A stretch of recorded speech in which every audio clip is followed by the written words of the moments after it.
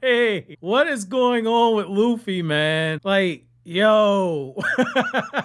Yo, what is going on with Luffy? You guys have heard me say over and over again, like, you got Luffy logic, and with this Gear 5, like, the expressions that Luffy is making, they look so freaking wonky. Like, the way that the eyes are just popping out of the skull, it really feels like with One Piece right now, there's always been gag humor and everything, but this takes it to a completely different level because it's not like anything I've seen before. Like, Oda does a good job with exaggerated faces, but this is just so over the top that it's really throwing me off. Like, we had this super serious battle with Luffy versus Kaidou, and for a second I'm thinking that Luffy's actually fallen in the battle against Kaidou, and the narrative was kind of pointing in that direction. But the way that this man at the very end of the manga chapter just descends down and he's just bullying Kaidou, and when Kaidou uses that breath blast, Luffy just rips up a chunk of the ground, and instead of just tanking the attack that way, you see Luffy and his body's drawn all funny with these huge muscles popping out, and all of a sudden the breath blast gets fired back at Kaidou, and we see Luffy back in his regular shape, and Luffy is covering up his face and he's laughing the whole time. And then when you see his eyes, even his eyes look funny. Like, this is definitely something intentional, but dude, like I said, it threw me off, and not in a bad way, because when I was reading this, I was laughing my ass off when I was reading it. But this is one of those times where just when you think you really have Oda figured out with One Piece, Oda just flips everything over on his head. So now that you have my initial reaction out of the way, let's back things up a bit and let's go ahead and dive into the recap portion of the review. So the chapter opens up with this narration where it looks like we have Luffy, and Luffy saying, "What happened to me? Why can't I still stand even though I've lost?" And all of a sudden, that's when Zunsha is saying that Luffy is Joy Boy. And when this happens, you just get all the reactions. You have Sanji, and he's waking up from the injuries that he sustained. You have Kid and you have Law, both of them looking up. You got Marco looking up, and everybody's like, wait a second, Luffy's still breathing. How is this possible? And that's where we jump over. And this gives me more questions about who the F is Shanks. I can't say the F word right now because of the terms of service that YouTube has. However, it makes me wonder who is Shanks, because we find out as the elders are talking, they're saying that, hey, we might have pissed off Kaidou. We might have lost an elite agent, but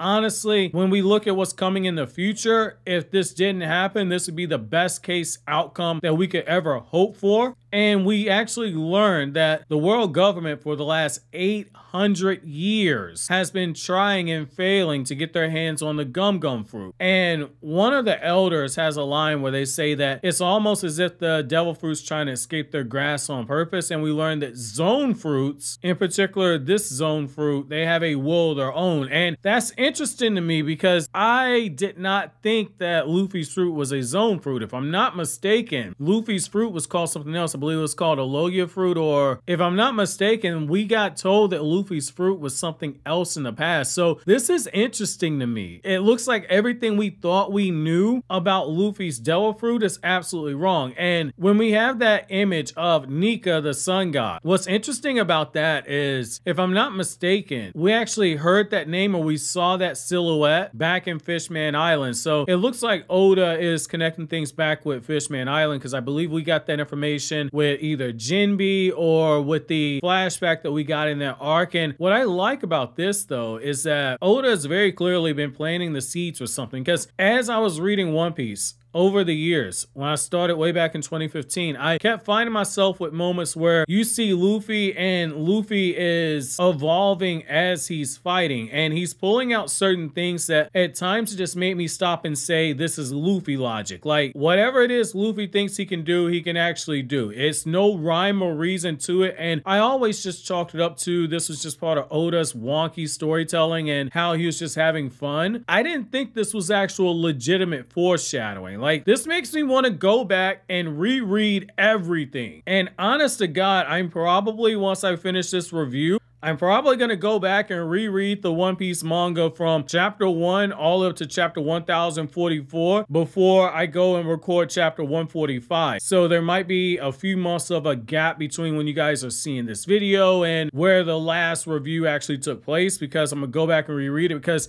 I feel like there's something here that Oda definitely set up earlier on. So what I like about this is that when we learn about the Nika, the sun god, and in particular the true nature of the gum gum fruit, it says that possessing a body with properties of rubber and fighting in any way that he fancies, bringing smiles on the people, the liberation warrior known as Nika, the sun god, awakening his rubbery body, greater physical strength and freedom. It said that in all the world, there is no more power more ridiculous. And what's interesting about that is, again, like I said before, the way that Luffy at times would actually be fighting fits into that. He does whatever he wants. And like Luffy embodies that spirit. You know, like Luffy's the type of guy, like my favorite line in particular was when he told Sanji, I reject your refusal, when he was telling Sanji to join his crew. And that's when I really started saying that this was Luffy logic over on the first Kryptonian Saiyan channel. I was like, this is Luffy logic. And we saw more of that kind of pop up when Luffy would be fighting. It makes sense that Luffy has this. But my question is, why did Shanks want this devil fruit? Because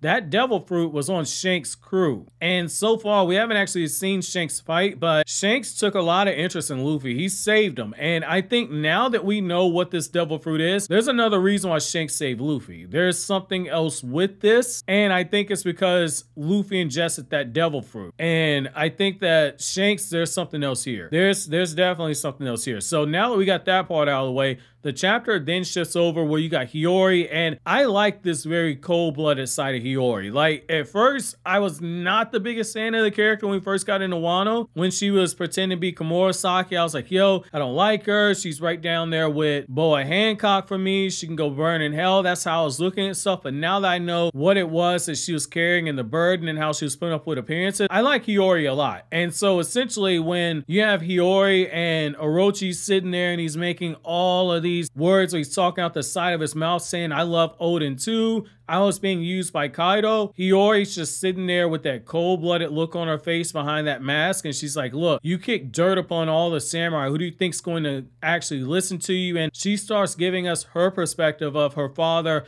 dancing like an idiot. And she says like, hey, my father endured all this stuff in order to make sure that his people were safe. And what did you guys do? He got boiled alive in your cauldron for an hour. He had danced like an idiot. The whole time he's doing everything for his people because you guys had taken it hostage. We get the flashback where Odin is telling her like, hey, I can endure all this because I still have you guys. I still have my family. And we get this beautiful shot where you have Hiyori crying tears, and like Oda snaps on the artwork here, like with the amount of shading and everything and how expressive the eyes are and where the tears are coming in, how you have the snot coming out the nose. This is beautiful. This is absolutely beautiful. Essentially, Hiyori says, my name is Hiyori Kozuki, hold your tongue. And it's in that moment that Orochi knows that he messed up. And once Kanjuro's spirit kind of comes to him, and Orochi gives that order to go ahead and take down Hiyori. He's talking all this trash saying, we're going to call this new play The Failure of a Woman's 20-Year Revenge.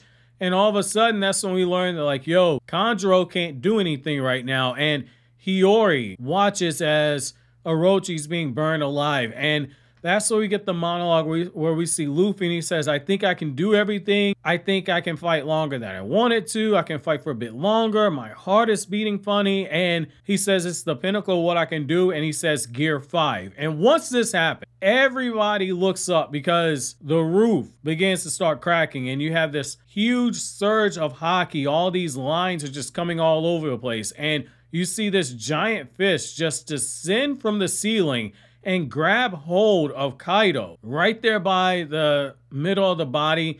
And he begins to lift Kaidou up. And everybody's like, oh my God, this is Luffy. My favorite reaction is definitely Chopper because Chopper's like crying tears. And Luffy just begins to start manhandling Kaidou, tossing and turning him around in circles like he's in a tornado. You know, like in the games you play in the playground where you will hold somebody's hand and you guys will spin around in circles until one of you guys got so dizzy you fell over.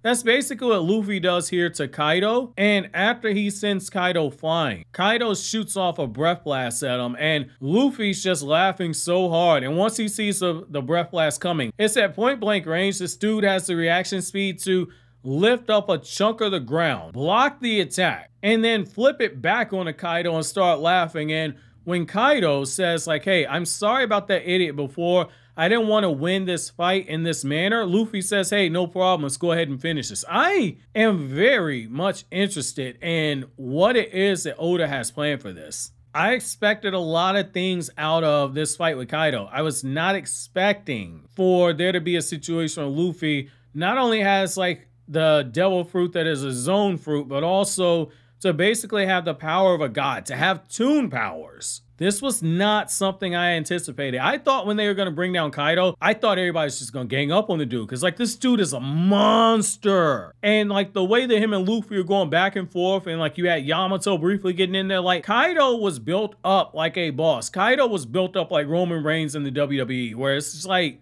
you can't see who's actually going to beat him. It's like everyone you think had a shot, they all failed. It's the same thing here with Luffy versus Kaidou. Like, Kaidou felt like he was going to be impossible to bring down. However, Kaidou might actually be in for it right now, Luffy. And that's going to bring me to my chapter question here. Why do you guys think that Shanks actually had the Gum Gum fruit? What are your best theories on Shanks? Let me know down in the comment section below.